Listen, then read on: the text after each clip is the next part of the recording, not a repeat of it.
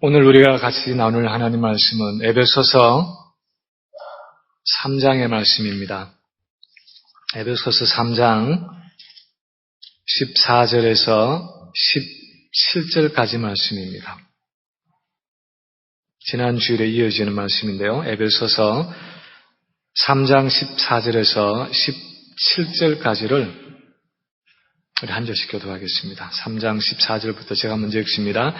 이러므로 내가 하늘과 땅에 있는 각 족속에게 이름을 주신 아버지 앞에 무릎을 꿇고 비노니 그의 영광의 풍성함을 따라 그의 성령으로 말미암아 너희 속 사람을 능력으로 강건하게 하옵시며 믿음으로 말미암아 그리스도께서 너희 마음에 계시게 하옵시고 너희가 사랑 가운데서 뿌리가 박히고 터가 굳어져서 아멘.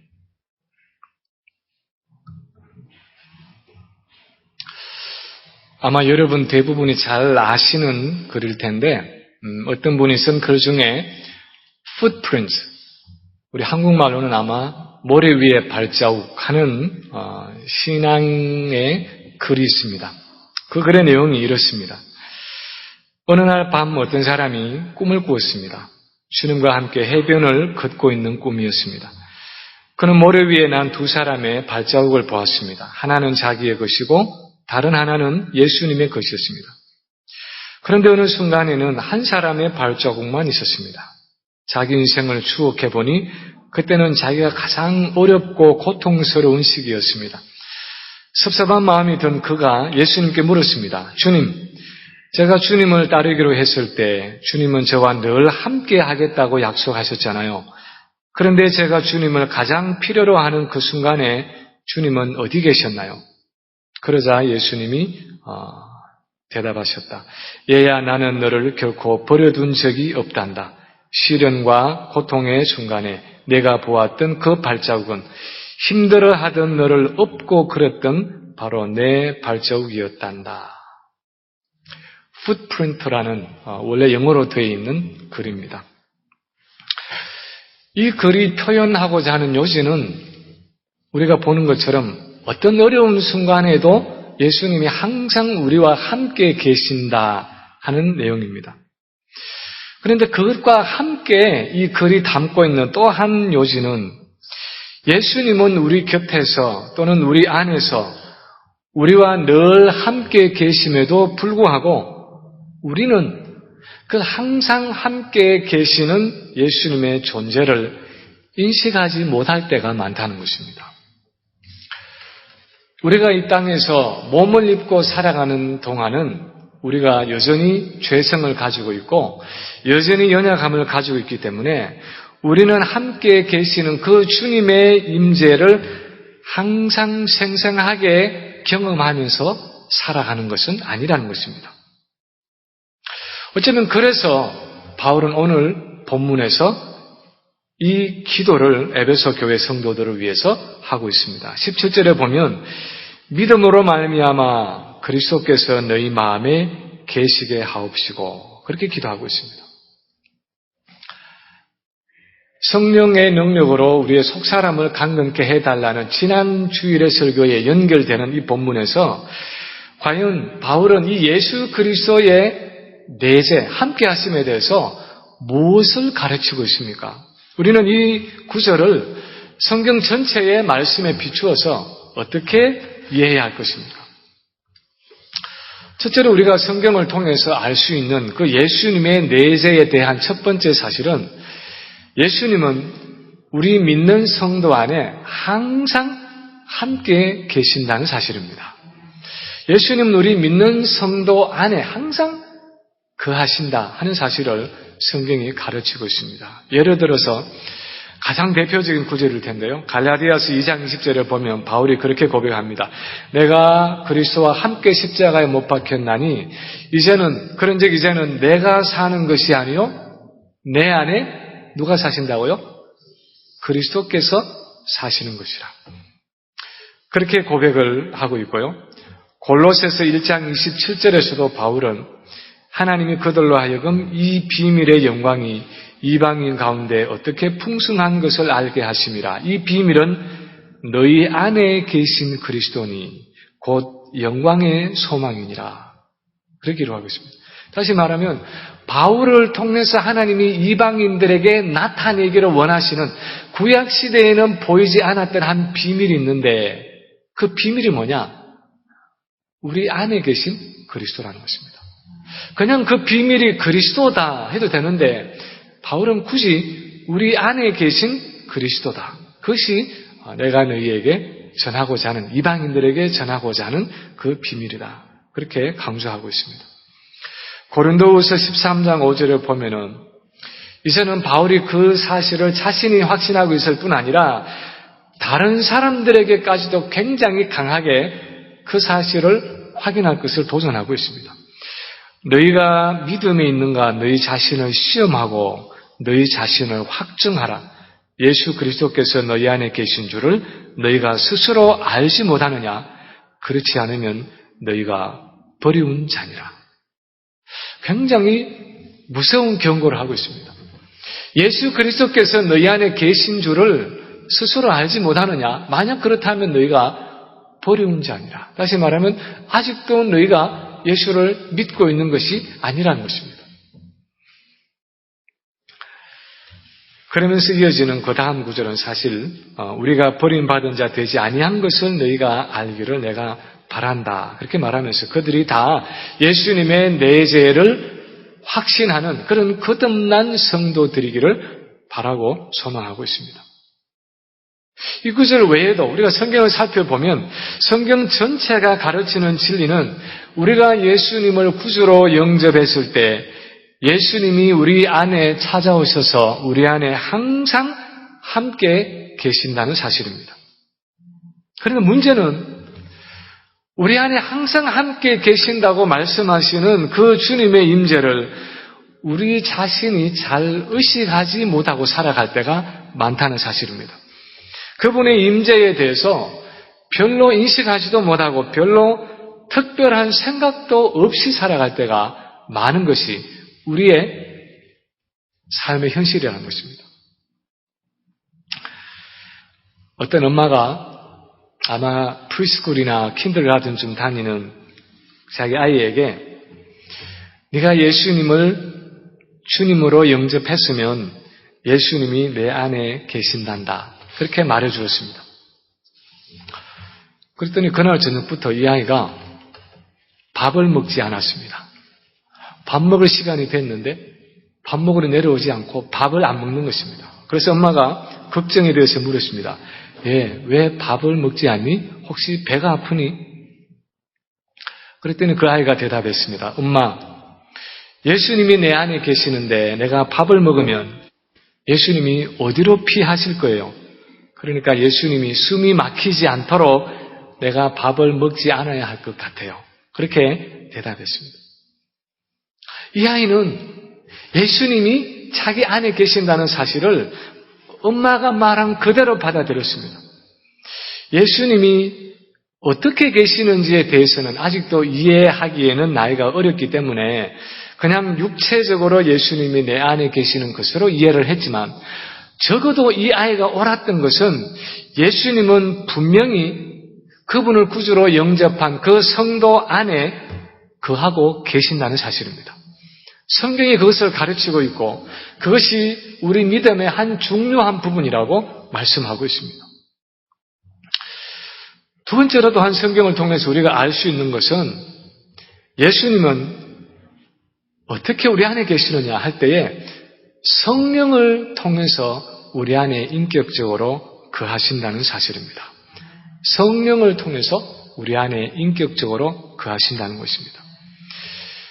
예수님은 그 꼬마가 생각했던 것처럼 육체적으로 우리 안에 계시는 것이 아니라 성령을 통해서 영적으로 우리 안에 거하신다는 것이 성경의 가르침입니다.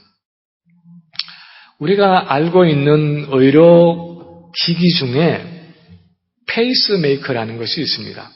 아마 우리 한국말로는 인공심장조율기라 그렇게 부르는 것 같은데요.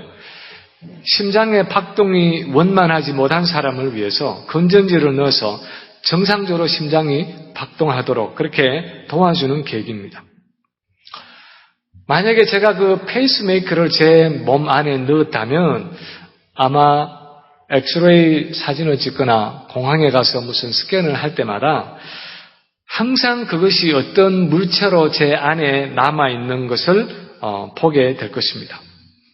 그것을 몸 안에 넣는 수술을 했으면 내가 더 이상 의식적으로 특별하게 해야 할 일이 없습니다. 그렇지 않아도 그냥 내 안에서 계속 기능을 하고 있는 것이고 기계적으로 항상 내 몸 안에 있어서 작동하는 것입니다. 내가 해야 할 것이 아무것도 없습니다. 그러나 성경이 가르치는 예수님의 내재는 그런 기계적인 내재의 개념과는 좀 다르다는 것을 우리가 이해할 필요가 있습니다. 요한복음 14장 16절에 보면 예수님이 이제 제자들을 놓고 떠나가시기 전에 제자들에게 마지막으로 하신 말씀 중에서 내가 떠나가면 너희에게 또 다른 한 보혜사를 보낼 것이다. 그렇게 말씀하시면서 보혜사 성령에 오실 것을 말씀하고 있습니다.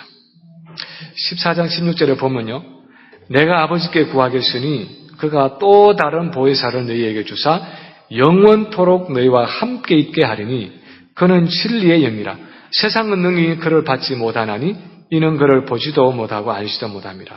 그러나 너희는 그를 아나니 그는 너희와 함께 거하시며 또 너희 속에 계시겠습니다.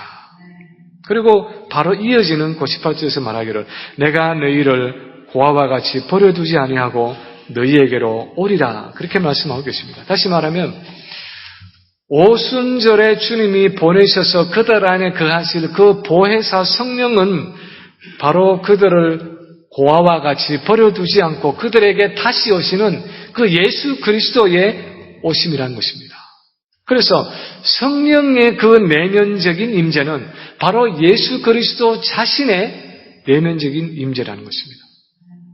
그래서 요한복음 16장 14절에 보면 오순절에 오실 그 성령에 대해서 주님이 다시 말씀하시기를 그가 내 영광을 나타내리니 내 것을 가지고 너희에게 알리시겠습니다. 성령이 오시는 것은 나를 나타내기 위한 것이고 내 영광을 드러내기 위한 것이다. 나를 대신해서 오는 것이다. 그렇게 말씀하고 있습니다. 그래서 누가가 기록한 사도행전이나 이 바울의 서신서를 보면 성령에 대해서 언급할 때마다 몇 번씩이나 예수의 영, 그리스도의 영 또는 주의 영 그렇게 표현하고 있습니다. 다시 말하면 오순절에 오신 성령은 그리스도가 보내신 영일 뿐 아니라 예수님이 보내신 영일 뿐 아니라 예수 그리스도를 대신하는 영이시고 예수님의 영적인 임재를 가능케 하기 위한 영이라는 것입니다. 그래서 우리 믿는 성도 안에 계시는 성령의 임재는 실제적으로 그 성령을 통한 예수 그리스도의 임재라 그렇게 말할 수 있다는 것입니다. 그렇다면 성령이 우리 안에 그냥 내재하신다는 그 사실과 성령을 통해서 예수 그리스도가 우리 안에 내재하신다는 그 사실은 어떤 차이가 있습니까? 단순히 성령이 내 안에 거하신다 하는 그것과 그 성령을 통해서 예수님이 내 안에 거하신다 할 때에 그것이 우리에게 어떤 다른 유익을 가져다 주는 것입니까? 적어도 성경을 통해서 우리가 분명하게 알 수 있는 것은 성령을 통해서 우리 안에 내재하시는 그 예수 그리스도를 통해서 우리가 예수님과의 인격적인 교제를 나눌 수 있다는 사실입니다. 삼위일체 하나님 중에서 유일하게 우리와 같은 몸을 입고 이 땅에 오셔서 우리와 똑같은 그런 육체적인 연약함을 가지시고 우리와 똑같이 세상의 유혹과 시험을 받고 통과하신 그렇지만 죄가 없으신 그분이 바로 성자 예수님, 성자 하나님이십니다. 히브리서 4장 15절에 보면 우리에게 있는 대제사장은 우리의 연약함을 동정하지 못하실 리가 아니요 모든 일에 우리와 똑같이 시험을 받은 자로되 죄는 없으시니라 그렇게 말씀하고 있습니다.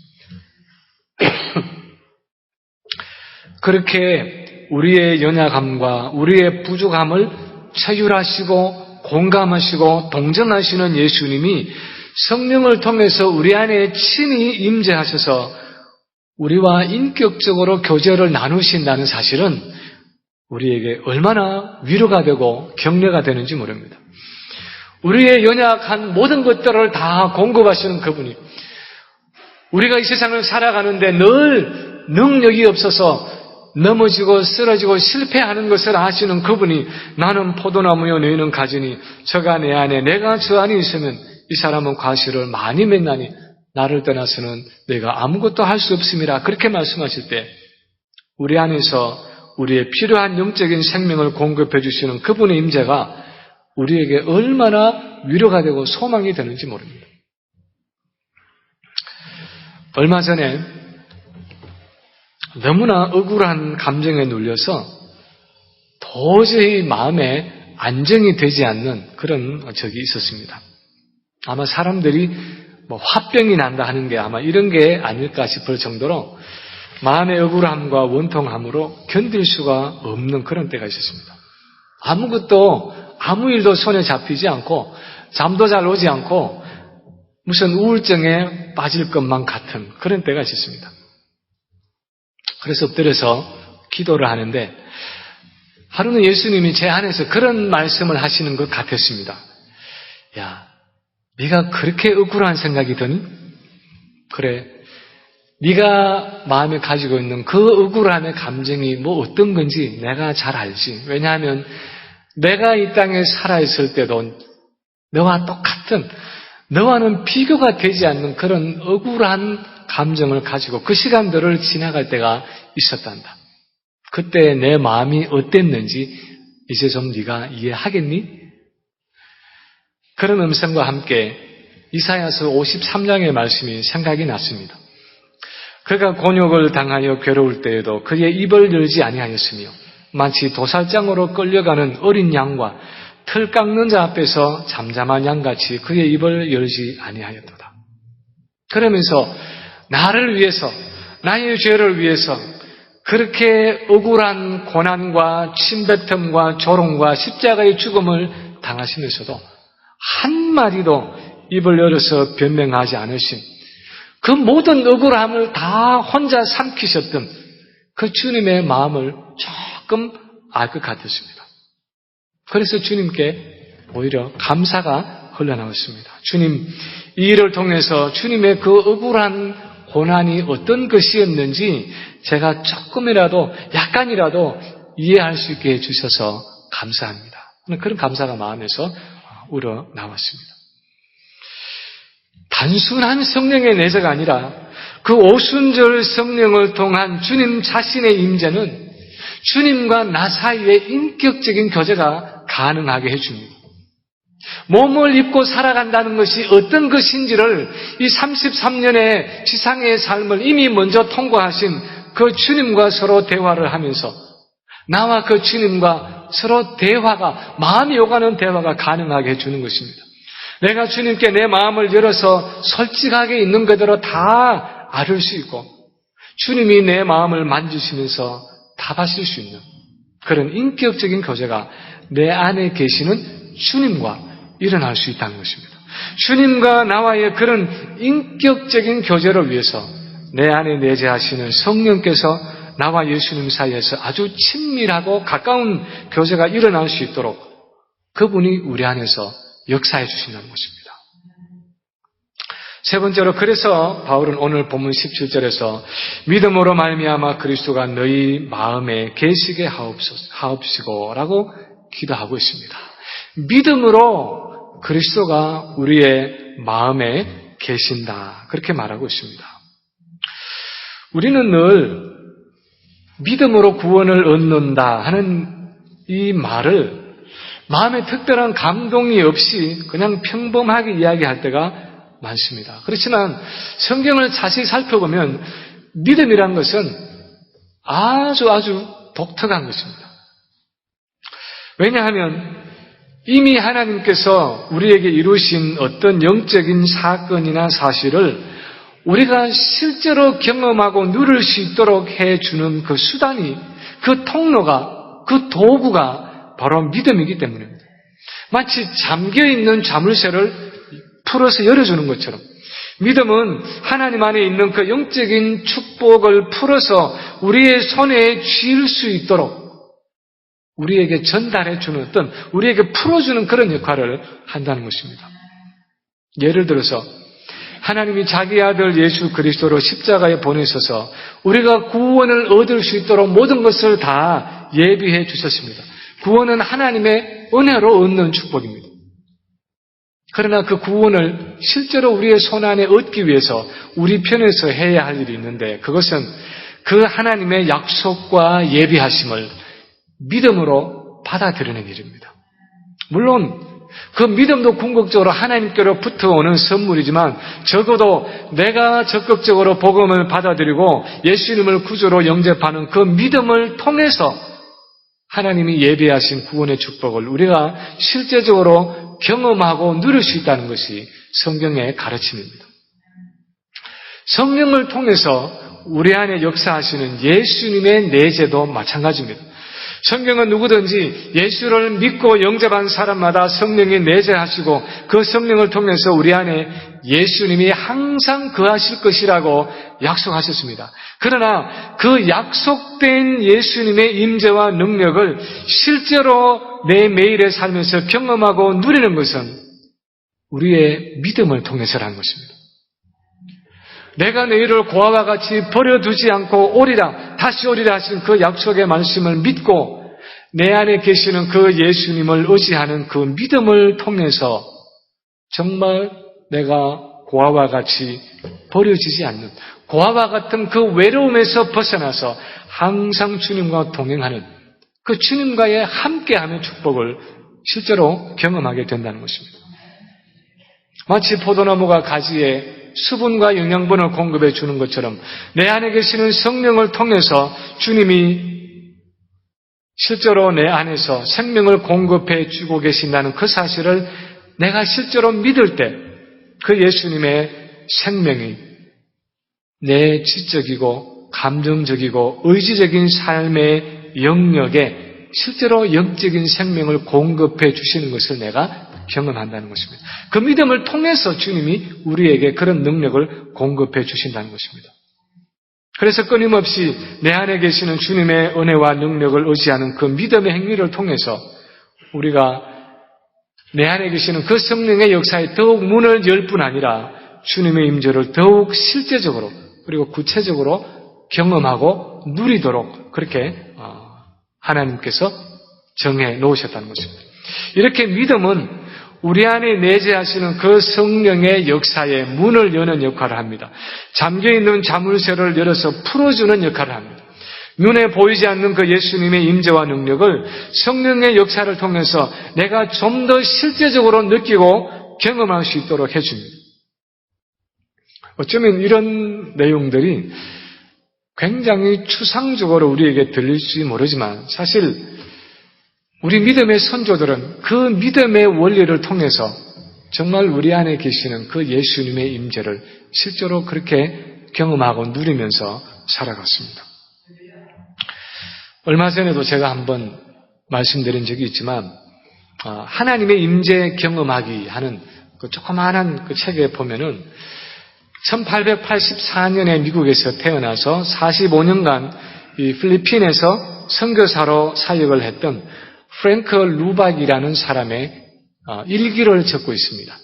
그 뒤에는 이제 이 로렌스 형제의 그런 일기를 또 같이 이제 포함하고 있는데 그 프랭크 루박의 일기의 그 마지막 부분에 보면 예수님의 임재를 경험하기 위한 체험하기 위한 실제적인 조언을 담고 있는데 이 사람이 말하고 있는 그 조언의 핵심은 그리스도가 내 안에 계신다는 사실을 믿음으로 받아들이고 매일 매순간 의식적으로 그분과 대화를 나누는 것을 시도하라 하는 것입니다.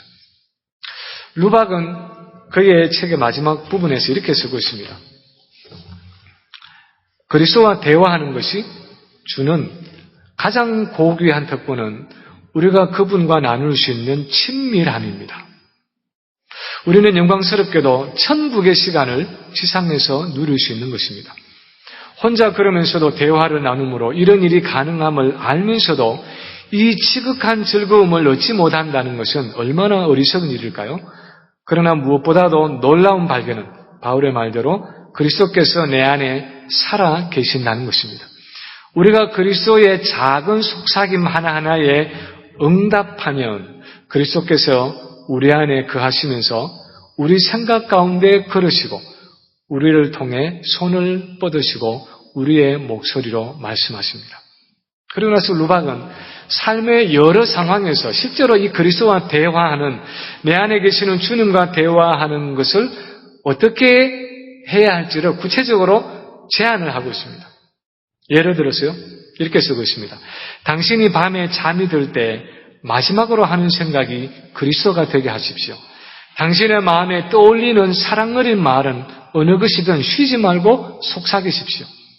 아침에 일어날 때는 주님, 이제 일어날까요? 하고 이야기하십시오. 어떤 사람은 아침에 세수하고 옷을 입으면서도 모든 생각을 주님께 속삭입니다. 사람들은 그들의 육체 노동이든 정신 노동이든 모든 종류의 일을 하면서도 늘 주님을 생각할 수 있으며 그리하여 삶이 더 기쁘고 일한 길과 역시 더 나음을 발견했습니다. 요리를 할 때, 설거지를 할 때, 청소를 할 때, 아이들을 돌볼 때 그리스도와의 이런 동행을 실천한 여인들이 있습니다. 주님께서 도와주신다는 것을 알고 사소한 일 하나까지도 주님께 속삭이십시오. 그렇게 말하고 있습니다. 루박이 이 책에서 제안하고 있는 이 모든 것이 사실 오늘 본문에서 바울이 기도하고 있는 믿음으로 그리스도가 우리 마음에 계시게 하옵시고 하는 그 기도의 한 적용이 될 수 있습니다. 구체적인 방법이 될 수 있습니다. 바울은 지금 이 에베소의 성도들이 그렇게 믿음을 통해서 우리 안에 계시는 그리스도의 임재를 더욱 풍성히 누리고 그분과 더 깊이 교제하고 그분이 우리의 마음을 더욱 온전히 다스리시는 그런 생명의 역사가, 그렇게 주님과 깊이 친밀하게 교제하는 역사가 일어나기를 기도한다는 것입니다. 제가 미국에 처음에 왔을 때에, 유학을 왔을 때 맨 처음에 다녔던 학교가 업스테이트 뉴욕에 있는 나야 칼리지라는 조그만한 바이블 칼리지였었습니다. 그 학교는 1887년에 A.B. 심슨이라는 목사님이 세운 선교사 훈련 학교였습니다. 원래는 선교사 훈련 학교였는데 나중에 커져서 이제 바이블 칼리지가 됐습니다. 이 A.B. 심슨이라는 목사님은 우리가 이름은 잘 모를지 몰라도 우리가 그분이 지은 찬송가를 많이 부르고 있습니다.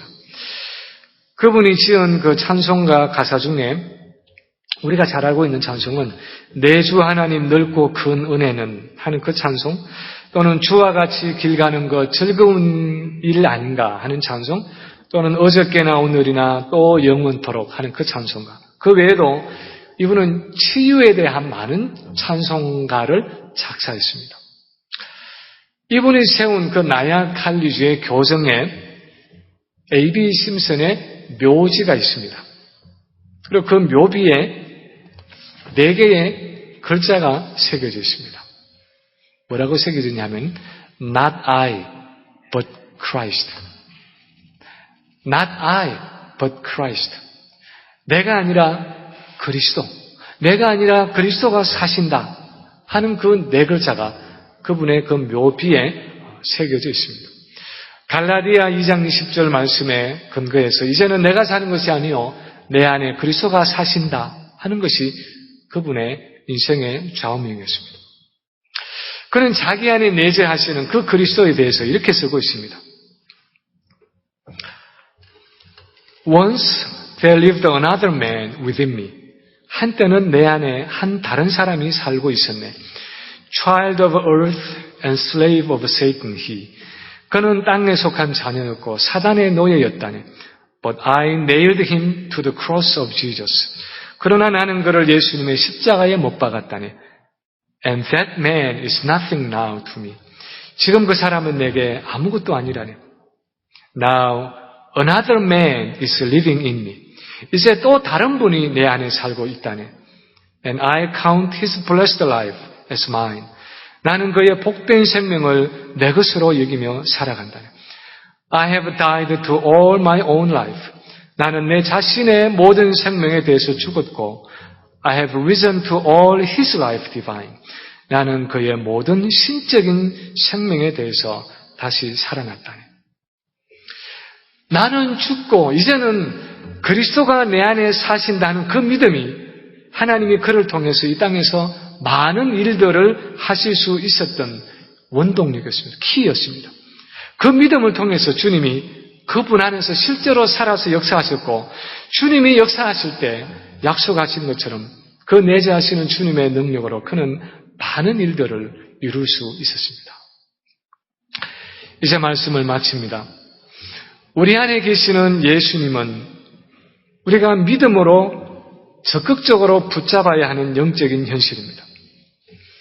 그리고 우리가 믿음의 손을 뻗어서 그렇게 내 안에 계시는 주님을 붙잡는 것만큼 그분의 임재와 능력을 우리가 실제로 경험하며 살아가게 될 것입니다. 과거에도 많은 성도들이 그런 삶을 살아감으로 내 안에 계시는 그 주님의 능력을 경험했지만 사실 오늘날도 많은 성도들이 주님을 그렇게 붙잡고 살아갈 때 그분의 은혜와 능력을 경험하면서 살아가고 있는 것을 우리가 주변에서 볼 수 있습니다. 오늘 아침에 제가 아침을 먹고 이제 막 자리에서 일어나려고 하는데 제 아내가 바쁘지만 인터넷에 지금 올라와 있는 신문기사 하나를 꼭 읽고 가라고 그래서 바쁜데 하면서 잠깐 켜져 있는 컴퓨터 앞에 가서 써져 있는 기사를 읽었습니다. 그것은 아까 제가 말씀드렸지만 지난 수요일 아침에 성경 공부를 하고 있는 이 사우스캐롤라이나 찰스턴에 있는 한 흑인교회, 이매뉴얼 처치라는 그 흑인교회에 어떤 백인 청년이 21살짜리 백인 청년이 들어와서 목사님을 비롯해서 9명의 사람들을 쏘아 죽여서 미국을 충격에 빠뜨렸던 그 사건, 그 범인, 이 딜란 루프라는 그 범인에 대한 약식 재판에 대한 기사였습니다. 지난 금요일 날, 19일 날 노스 찰스턴 법원 구치소에서 수감 중인 이 루프가 화상을 통해서 재판정에 나오고 이 사건으로 숨진 흑인 9명의 유족들이 방청석에서 피의자에게 이 범인에게 직접 이야기할 기회를 얻었습니다. 기사를 보면 이렇게 쓰고 있습니다. 팽팽한 긴장감을 깨고 희생자인 미라 톰슨의 남편인 앤서니 톰슨이 먼저 입을 열었습니다. 나는 당신을 용서하고 우리 가족도 당신을 용서합니다. 당신은 우리의 용서를 참회의 기회로 삼아 지금보다 더 나은 사람이 되기를 바랍니다. 분노와 고함보다는 슬픔을 속으로 누르면서 용서의 메시지를 전했을 때 재판정이 술렁이기 시작했습니다. 그런데 이 용서 릴레이가 계속되었습니다. 사고로 자기 아들을 잃은 이 펠리시아 샌더스라는 분이 말했습니다. 당신은 세상에서 가장 아름다운 사람들을 죽였다. 그러면서 내 몸에 있는 살점 하나하나가 모두 아프고 나는 아마 이제는 이전처럼 살아가지 못하겠지만 하나님께서 당신에게 자비를 베풀기를 기도하겠다. 그렇게 말했습니다.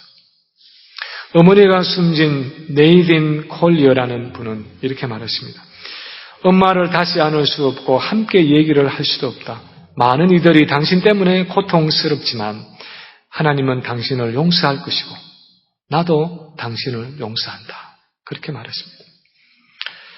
백인 우월주의에 젖어서 그렇게 포악한 짓을 했던 범인이 유족들의 이 예상치 못한 용서 메시지에 흔들리는 모습을 보였다고 워싱턴 포스트지가 전하고 있습니다.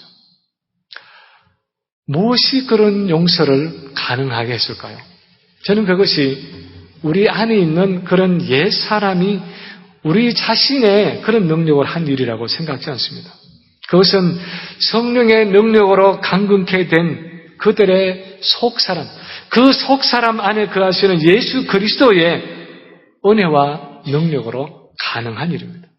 믿음으로 예수님을 붙잡았을 때, 그리고 예수님이 내 안에서 그 마음을 나타내시고 그 말씀을, 음성을 들려주시기를 허용했을 때, 내 안에 계시는 예수님을 붙잡고 순복했을 때 그들 안에 계시는 주님이 하신 일이었다고 생각합니다. 오늘도 우리가 내 안에 계시는 그 예수 그리스도를, 그 예수 그리스도의 임재를 인정하고 늘 그분과 가까이 교제하면서 나를 통해서 그분의 임재와 능력이 나타나시도록 살아갈 때 우리를 통해서 하나님은 크고 작은 많은 일들을 이루실 수 있을 것입니다. 오늘도 내 안에 계시는 그 주님의 존재를 믿음으로 인정하고 성령을 통해서 내 안에 예수님이 더욱 충만히 임재하시도록 기도함으로 매일매일의 삶을 예수 그리스도의 임재와 능력 가운데 살아가는 모든 성도들이 되시기를 우리 주님의 이름으로 간절히 축원합니다.